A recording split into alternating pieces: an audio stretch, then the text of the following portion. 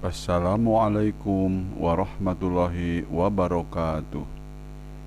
Alhamdulillah, assalatu wassalamu ala rasulillah Sayyidina Muhammad wa ala alihi wa ashabihi wa mawala.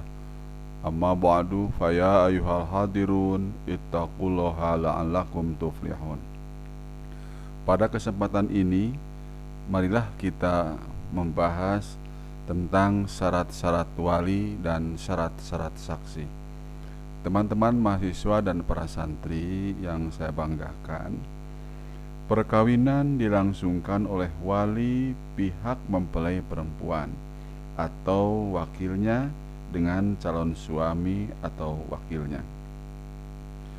Nah, ini kita bahasan tentang walinya ya. Wali hendaklah seorang laki-laki muslim, baligh, berakal dan adil atau tidak fasik. Perkawinan tanpa wali tidak sah berdasarkan sabda Nabi Shallallahu Alaihi Wasallam, la nikaha illa biwaliyin. Tidak sah pernikahan tanpa wali. Ayyumam ro'atin nakahat bi ghairi idni waliha fanikahuha batilun. Fa in dakhala biha falahal mahru bimastahala min farjiha fa in istajaru fasultanu waliyun man la waliyalah.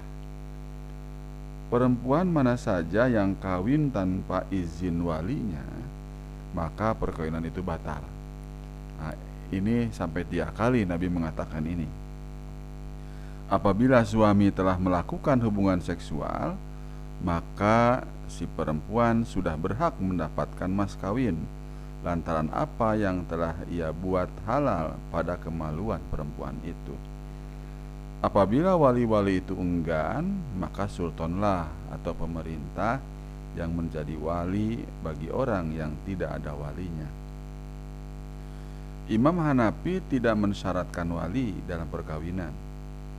Perempuan yang telah baligh dan berakal menurutnya boleh mengawinkan dirinya sendiri tanpa wajib dihadiri oleh 2 orang saksi. Sedangkan Imam Malik berpendapat wali adalah syarat untuk mengawinkan perempuan bangsawan, bukan untuk mengawinkan perempuan awam. Anak kecil, budak dan orang gila tidak mendapat wali. Bagaimana mereka akan menjadi wali, sedangkan untuk menjadi wali atas diri mereka sendiri tidak mampu? Imam Abu Hanifah dan Abu Yusuf berpendapat tentang akad nikah perempuan yang berakal dan sudah dewasa sebagai berikut. Sesungguhnya seorang perempuan yang berakal dan dewasa berhak mengurus langsung akan dirinya sendiri, baik itu gadis maupun janda. Akan tetapi yang disukai adalah apabila ia menyerahkan akad perkawinannya kepada walinya, karena menjaga pandangan yang merendahkan dari laki-laki lain apabila ia melakukan sendiri akadnya. Namun bagi wanita yang asyid atau ahli waris tidak berhak menghalanginya, kecuali apabila ia melakukan perkawinan dirinya sendiri itu dengan orang yang tidak kufu atau tidak sepadan, atau apabila mas kawinnya lebih rendah daripada mahar misir. Bahkan apabila ia mengawinkan dirinya sendiri itu dengan orang yang tidak kufu dan tanpa kerelaan walinya yang asyib, yang diriwayatkan dari Abu Hanifah dan Abu Yusuf adalah ketidaksahan perkawinan itu, sebab tidak semua wali baik dan dapat mengajukan pengaduan kepada hakim, dan tidak semua hakim memberikan keputusan dengan adil. Karena itulah mereka berfatwa ketidaksahan perkawinan yang demikian itu untuk mencegah adanya perselisihan. Menurut riwayat yang lain, wali berhak juga menjalani perkawinan yang demikian itu dengan cara meminta kepada hakim agar memisahkannya, karena menjaga aib yang mungkin timbul selagi si istri itu belum melahirkan dari suaminya atau belum nyata mengandung atau hamil. Sehingga apabila sudah demikian keadaannya, gugurlah haknya untuk meminta perceraiannya dengan maksud agar tidak terlantarlah si anak dan untuk menjaga kandungan. Apabila suaminya kufu, sedangkan maharnya tidak lebih rendah daripada mahar misil, dan apabila si wali menerima, maka akad boleh berlangsung. Akan tetapi, bila wali tidak mau menerima, ia dapat mengajukan kepada hakim agar mempasahkan perkawinan itu. Apabila si perempuan itu tidak mempunyai wali asib, misalnya ia itu memang tidak mempunyai wali sama sekali, atau mempunyai wali tetapi bukan wali asib, maka siapapun tidak berhak menghalangi perempuan tersebut untuk melakukan, baik apakah ia kawin dengan laki-laki yang kufu ataupun tidak kufu, dengan mahar misil ataupun dengan mahar yang lebih rendah daripada mahar misil. Mengapa demikian? Sebab pada keadaan yang demikian segala urusan kembali kepadanya dan berada pada tanggung jawab ia sepenuhnya. Dan lagi ia pun sudah mempunyai wali yang akan tertimpa oleh aib karena perkawinannya dengan laki-laki yang tidak kufu tersebut, dan juga mahar misilnya sudah gugur lantaran ia pun sudah lepas dari kewenangan walinya. Nah, ini bisa kita lihat pada penjelasan dari Said Sabiq ya. Kemudian teman-teman, wali hendaknya menanyai calon mempelai perempuan berdasarkan sabda Nabi SAW, an Ibni Abbas anna Rasulullah SAW qala at-tayyibu ahaqqu binafsiha min waliha wal bikru tusta'zanu fi nafsiha wa idduha sumatuha. Yang artinya dari Ibnu Abbas, sesungguhnya Rasulullah SAW berkata, janda itu lebih berhak atas dirinya, sedangkan seorang gadis hendaklah dimintai izinnya, dan izin si gadis itu adalah diamnya. Diriwayatkan oleh jemaah kecuali Bukhari. Sedang di dalam riwayat Ahmad, Abu Daud dan Nasai dikemukakan, dan gadis hendaklah ayahnya meminta izin kepadanya. Jadi teman-teman semua, dibedakan ya antara perempuan janda dan perempuan gadis. Nah, siapakah wali itu?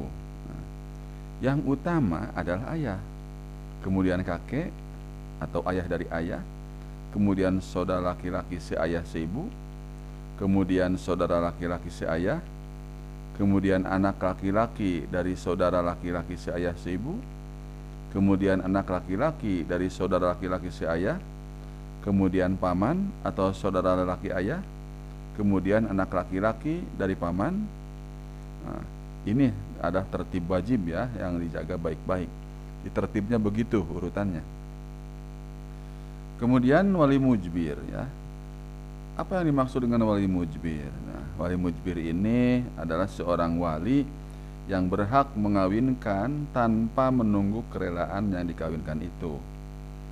Menurut Asy-Syafi'i, wali mujbir adalah ayah dan ayah dari ayah atau kakek.